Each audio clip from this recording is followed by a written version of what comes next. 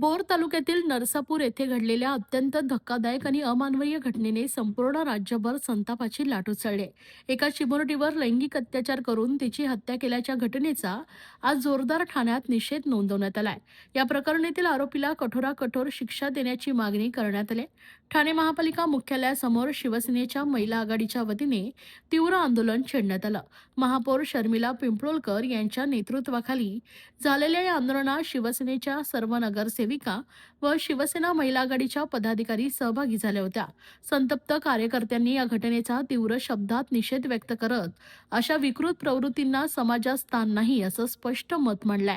राज्याचे मुख्यमंत्री देवेंद्र फडणवीस आणि उपमुख्यमंत्री एकनाथ शिंदे यांच्याकडे या प्रकरणाचा जलद गतीनं तपास करून आरोपीवर कठोर कारवाई करण्याची मागणी करण्यात आली आहे.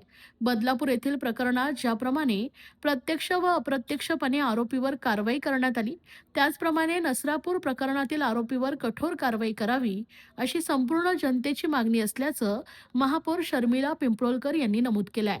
शिवसेना ठाणे जिल्हा महिला आघाडी तसेच महिला संघटक मीनाक्षी शिंदेही यांनीही पीडित कुटुंबाला न्याय मिळालाच पाहिजे अशी ठाम भूमिका व्यक्त केली.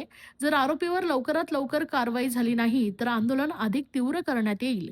या घटनेमुळे समाजात भीतीचं वातावरण निर्माण झालं असून महिलांच्या सुरक्षिततेबाबत पुन्हा एकदा प्रश्नचिन्ह उपस्थित झालाय. नागरिकांनीही संताप व्यक्त करत दोषींना कठोर शिक्षा देण्याची मागणी केली आहे.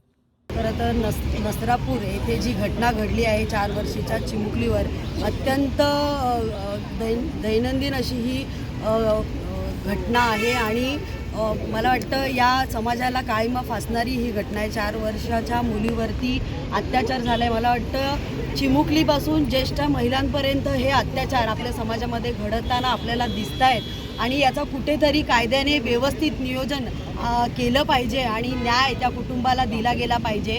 आज या चिमुकलीच्या घरच्यांना एवढं दुःख आहे की ते कुठेही भरून काढता येणार नाही. कारण प्रत्येक वेळेला जेव्हा हे अन्याय अशा विकृतींकडून होत असतात तर त्या ह्या विकृतींना त्या वेळेलाच ठेचलं गेलं पाहिजे. कारण पुन्हा एकदा ही विकृती पुन्हा अशी घडणार नाही अशा न्यायव्यवस्था मला वाटतं या समाजामध्ये दिल्या गेल्या पाहिजेत. प्रत्येक वेळेला महिलांसाठी जेव्हा सरकार योग्य त्या पाऊल उचलतात तर मला वाटतं हेही एक योग्य पाऊल सरकारने त्यांच्या ह्याच्यात उचललं पाहिजे.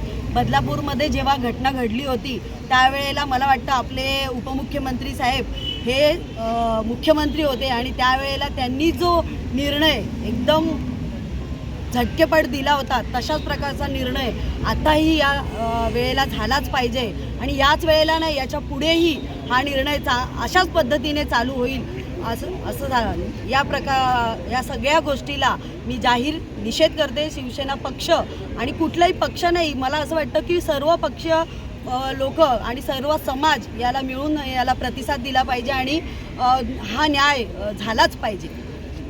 खरं तर आज आपण इथे निषेध मोर्चा काढलेला आहे आणि 4 वर्षाच्या चिमुकलीवर जो अत्याचार करून तिची निर्घृण हत्या करण्यात आलेली आहे त्या निषेधार्थ आज आंदोलन शिवसेना शाखेच्या वतीने महिला आघाडीच्या वतीने आणि संपूर्ण नगरसेवकांच्या वतीने करण्यात आलेलं आहे. खरं तर ही मानसिक विकृती कुठेतरी समाजामध्ये पसरते आणि अशा प्रकारे मला असं वाटतं की जातीय या गुन्हेगारांना जात धर्म पंथ नसतो, पण काही विकृती आहेत की ह्याला जातीय रंग देण्याचा प्रयत्न करतात. तर मला असं वाटतं की समाजाला काळीमा फासणारी ही घटना घडलेली आहे आणि ही खूप दुर्दैवी घटना आहे आणि फास्ट ट्रॅक कोर्टामध्ये जरी ही केस चालवत असाल तर मला असं वाटतं की त्या गुन्हेगारांनी जर आपला गुन्हा कबूल केला असेल तर त्याला ताबडतोब फाशी देण्याची मागणी आमच्या वतीने आम्ही करतो आहे आणि संपूर्ण समस्त महिला आघाडी असेल, संपूर्ण ठाणे शहरातील जनता असेल ती ह्याच्या निषेधार्थ आज आंदोलन करतो. मला असं वाटतं की कायद्याच्या चौकटीत राहून सगळ्या गोष्टी सरकारला बघायच्या आहेत, पण शेवटी माणूस म्हणून विचार करताना अशा विकृतीला जर वेळीच ठेचलं असतं, याच्यापूर्वी पण त्याच्यावरती 2 गुन्हे नोंद झाले होते, त्याचवेळी जर त्याच्यावर कठोर कारवाई केली असती तर आज ती चिमुकली आपल्यामध्ये असती.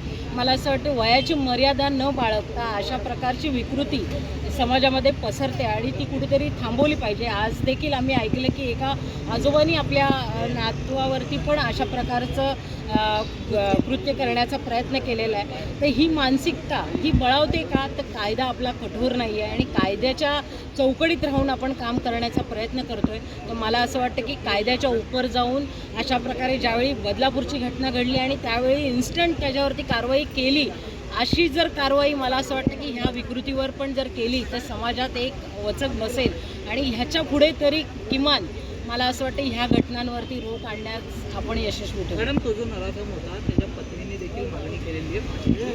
मुंबई साहेबांकडे देखील मला असं वाटतं की न्याय मागण्यासाठी प्रत्येकजण धडपडत असतो आणि तिचे पालक आता ज्यावेळी म्हणतात की कोणी आम्हाला भेटू नका, कारण त्यांना माहिती की ह्याच्यापूर्वी पण बऱ्याचशा घटना अशा घडत आहेत, लोक जाऊन भेटत आहेत, आम्ही सगळं करू म्हणून सांगतात, पण निर्णय होताना फार उशीर लागतो आणि म्हणून ती मानसिकता कुठेतरी खचत चालली की न्याय भेटायला आपल्याला उशीर होतोय म्हणून. आणि तो लवकरात लवकर जर साधायचा असेल तर मला असं वाटतं की ज्यावेळी त्याला अरेस्ट केली त्यावेळी त्यानेच जर कबुली जबाब दिला असेल तर तो कबुली जबाब ग्राह्य धरून लगेच त्याच्यावरती जर कारवाई झाली तरच मला असं वाटतं की समाजात ही पसरलेली मानसिकता रोखण्यात आपण कुठेतरी यशस्वी होऊ. मॅडम, राज्यात महायुतीचं सरकार आहे, आपणही त्याचा भाग आहात, मात्र महिला कुठेतरी आक्रमक होत आहेत. लाडकी बहीण नको, सुरक्षा महत्त्वाची आहे, याकडे कसं बघता?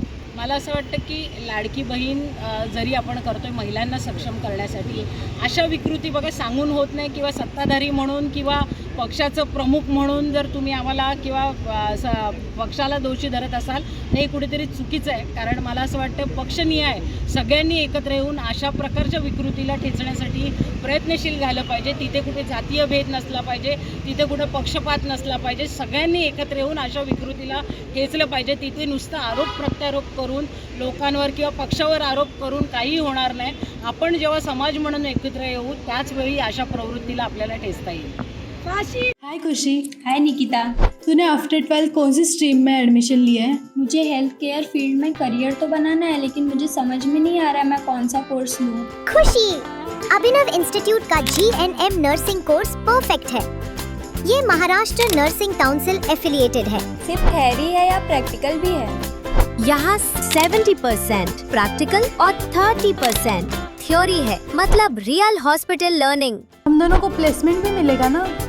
बिल्कुल 100% job placement support, experienced faculties और डेडिकेटेड प्लेसमेंट टीम। क्या हम उसके बाद गवर्नमेंट जॉब के लिए अप्लाई कर सकते हैं? ऑफ कोर्स, और इंडिया और अब्रॉड दोनों जगह ह्यूज डिमांड है एक्सपर्ट्स की। Wow, sounds like a plan. हाँ, अब फ्यूचर सेफ लग रहा है। Admissions open, limited seats, free career counselling के लिए अभी अप्लाई करो at Abhinav Institute।